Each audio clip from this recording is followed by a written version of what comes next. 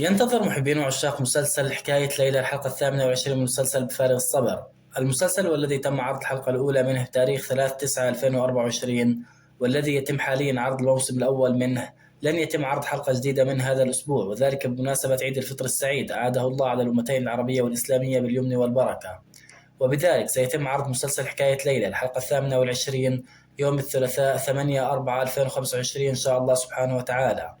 الجدير ذكره أن مسلسل حكاية ليلى، والذي يشارك في بطولته كوكب الممثلين المميزين أمثال براق دينيز، من المنتظر أن يتم تجديده لموسم ثاني، وذلك بعد نجاحه في الحصول على نسب مشاهدات جيدة، حيث حصلت الحلقة 27 من المسلسل على رايتنج 4.89%، وهو رايتنج جيد جدا. في النهاية شكرا لكم على حسن المتابعة، رجاء الاشتراك في القناة والإعجاب بالفيديو. السلام عليكم ورحمة الله تعالى وبركاته.